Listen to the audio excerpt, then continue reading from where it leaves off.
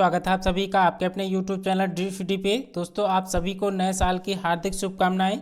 इसी के साथ जो आज की क्लास को हम प्रारंभ करते हैं। मेरी तरफ से आपके परिवार को और सभी के माता पिता भाई बहन को सभी को जो है हमारी तरफ से नए साल की हार्दिक शुभकामनाओं में स्टार्ट करते हैं। पहला प्रश्न आपसे पूछा गया है, प्रारंभिक भाषा किसे माना जाता है? प्रारंभिक भाषा किसे माना जाता है? संस्कृत, उर्दू, फारसी, तमिल। कौन सा इसका सही जवाब होगा? तो प्रारंभिक भाषा जो है वो संस्कृत को माना जाता है। ऑप्शन नंबर ए इसका बिल्कुल करेक्ट आंसर होगा। मैंने एक बूढ़े आदमी को देखा जो बहुत बीमार था। यह किस प्रकार का वाक्य है?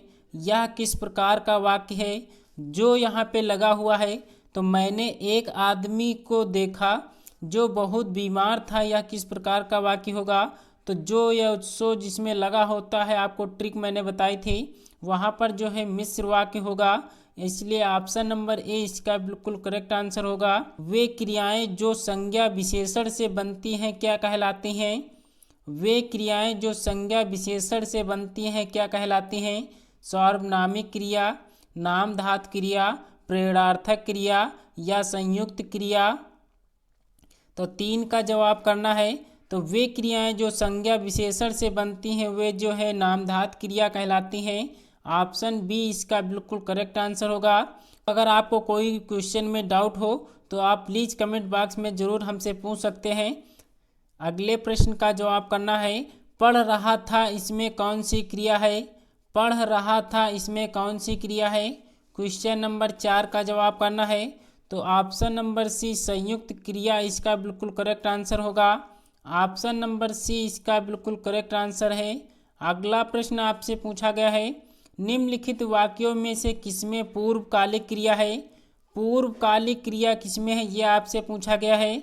तो उसने नहाकर भोजन किया, वह धीरे धीरे खा रहा था, उसने मुझे पुस्तक सौंपी, वह शाम को पहुँचेगा। तो 4 ऑप्शन में से जो है पूर्वकालिक का क्रिया का आपको चयन करना है।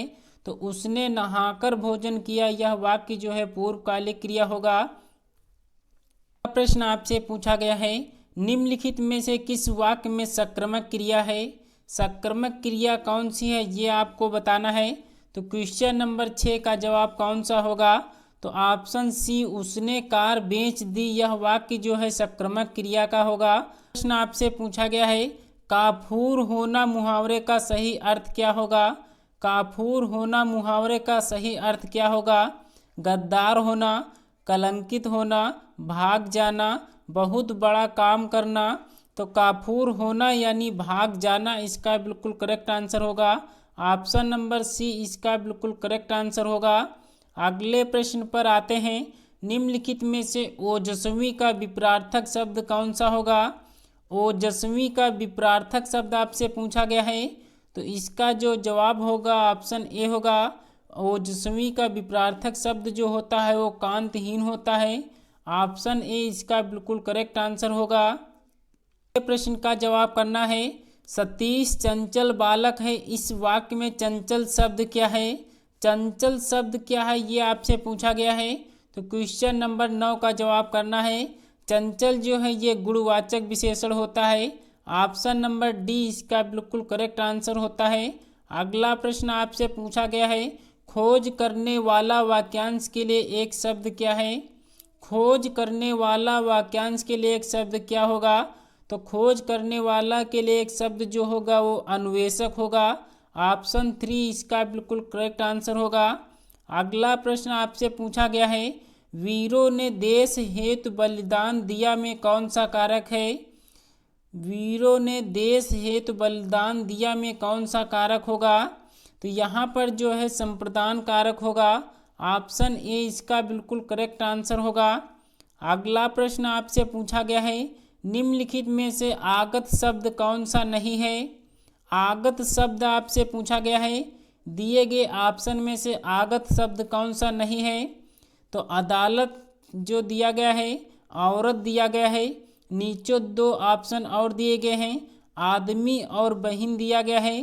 तो ऑप्शन नंबर डी बहन जो है ये आगत शब्द नहीं होता है, इसलिए ऑप्शन नंबर डी इसका बिल्कुल करेक्ट आंसर होगा। अगले प्रश्न पर आते हैं। आप यहाँ बैठिए, यहाँ शब्द क्या है? यहाँ शब्द क्या है ये आपसे पूछा गया है।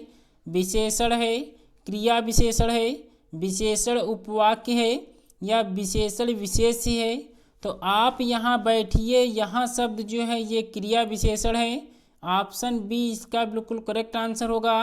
अगला प्रश्न आपसे पूछा गया है। सूर्योदय होने पर कौन सा पक्षी प्रसन्न होता है? सूर्योदय होने पर कौन सा पक्षी प्रसन्न होता है? चातक होता है, चक्रवाक है, चकोर है, चटक है? तो नीचे दिए गए ऑप्शन में से सही जवाब करना है। तो चक्रवाक जो है सूर्योदय होने पर ये पक्षी जो है प्रसन्न होता है। ऑप्शन बी इसका बिल्कुल करेक्ट आंसर होगा।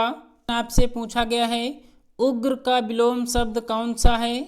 उग्र का सही विलोम शब्द आपसे पूछा गया है। अनिष्ट होगा, अवनत होगा, सौम्य होगा या गुस्सैल होगा? तो उग्र का विलोम शब्द आपसे पूछा गया है। तो उग्र का विलोम शब्द जो होता है वो सौम्य होता है। ऑप्शन नंबर सी इसका बिल्कुल करेक्ट आंसर होगा। अगला प्रश्न आपसे पूछा गया है। रमेश पुस्तक पढ़ता है, इस वाक्य में उद्देश्य है। इस वाक्य में उद्देश्य कौन सा है ये आपसे पूछा गया है। तो ऑप्शन नंबर ए जो है रमेश दिया गया है। नीचे 3 ऑप्शन और हैं। पुस्तक पढ़ता है, इसमें जो है 3 ऑप्शन दिए गए हैं। तो इसमें उद्देश्य शब्द आपसे पूछा गया है। तो यहाँ पर जो है ऑप्शन ए इसका बिल्कुल करेक्ट आंसर हो जाएगा। रमेश जो है इसमें उद्देश्य है, तो ऑप्शन ए इसका बिल्कुल करेक्ट आंसर होगा। अगला प्रश्न आपसे पूछा गया है। कौन सा शब्द भाववाचक प्रत्यय का उदाहरण है? कौन सा शब्द भाववाचक प्रत्यय का उदाहरण है? गर्मी है, भूख है, प्यास है या उपरोक्त में से सभी होगा? तो भाववाचक प्रत्यय जो है इसमें ऑप्शन डी होगा।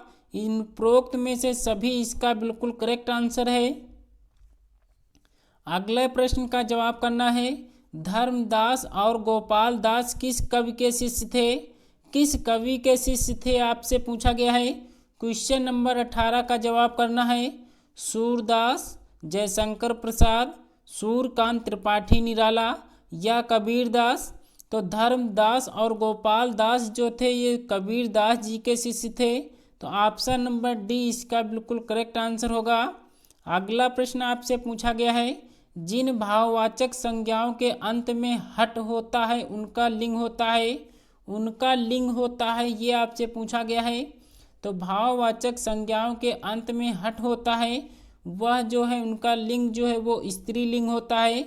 ऑप्शन ए इसका बिल्कुल करेक्ट आंसर होगा। अगला प्रश्न आपसे पूछा गया है। कौन सा शब्द ब्याल का अर्थ नहीं है? ब्याल का अर्थ कौन सा नहीं है? तो सांप दिया गया है, शेर है, राजा है, दुर्गा है? तो कौन सा इसमें शब्द जो है ब्याल का शब्द अर्थ नहीं होगा? तो दुर्गा इसका बिल्कुल करेक्ट आंसर होगा। दुर्गा जो है ये ब्याल शब्द का अर्थ नहीं होता है। सांप, शेर, राजा ये तीनों जो है ब्याल शब्द के अर्थ होते हैं। रस के कितने भेद होते हैं? श्रृंगार रस के कितने भेद होते हैं? 3 होते हैं, 4 होंगे, 7 होंगे, 2 होंगे? क्वेश्चन नंबर 21 का जवाब करना है। तो श्रृंगार रस के भेद जो हैं वो 2 होते हैं। ऑप्शन नंबर डी इसका बिल्कुल करेक्ट आंसर होगा। संयोग श्रृंगार के जो है भेद 2 होते हैं। एक होता है संयोग होता है, दूसरा जो है वियोग होता है। इसलिए ऑप्शन नंबर डी इसका बिल्कुल करेक्ट आंसर होगा। अगला प्रश्न आपसे पूछा गया है। तुलना के विचार से विशेषण की अवस्थाएं होती हैं। तुलना के विचार से विशेषण की अवस्थाएं जो है कितनी होती हैं? तो इसका जो ऑप्शन होगा ऑप्शन नंबर बी होगा। तुलना के विचार से विशेषण की अवस्थाएं जो है वो 3 प्रकार की होती हैं। इसलिए ऑप्शन नंबर बी इसका बिल्कुल करेक्ट आंसर होगा। अगला प्रश्न आपसे पूछा गया है। हिंदी के जिन वर्णों का उच्चारण करते समय केवल श्वास का प्रयोग किया जाता है उन्हें जो है कौन से व्यंजन कहे जाते हैं? कौन से व्यंजन होते हैं ये आपसे पूछा गया है। घोष होगा, अघोष है, व्यंजन है या सघोष है? तो जिन वर्णों का उच्चारण करते समय केवल श्वास का प्रयोग किया जाता है वह जो है अघोष व्यंजन कहलाते हैं। ऑप्शन नंबर बी इसका बिल्कुल करेक्ट आंसर होगा। अगला प्रश्न आपसे पूछा गया है, प्रयोग के आधार पर निश्चित संख्यावाचक विशेषण के भेद होते हैं। प्रयोग के आधार पर जो है निश्चित संख्यावाचक विशेषण के भेद जो होते हैं कितने होते हैं? तो ऑप्शन नंबर बी इसका बिल्कुल करेक्ट आंसर होगा। प्रयोग के आधार पर निश्चित संख्यावाचक के जो है विशेषण के भेद होते हैं वो 7 होते हैं। ऑप्शन बी इसका बिल्कुल करेक्ट आंसर होगा। अगला प्रश्न आपसे पूछा गया है, उच्चारण के आधार पर ध्वनियाँ कितने प्रकार की होती हैं? उच्चारण के आधार पर ध्वनियाँ कितने प्रकार की होती हैं? क्वेश्चन नंबर 25 का जवाब करना है। तो ऑप्शन नंबर कौन सा इसका सही जवाब होगा? तो 25 का जवाब करना है। तो ऑप्शन नंबर डी जो है इसका बिल्कुल करेक्ट आंसर होगा। उच्चारण के आधार पर ध्वनियाँ जो हैं वो 3 प्रकार की होती हैं।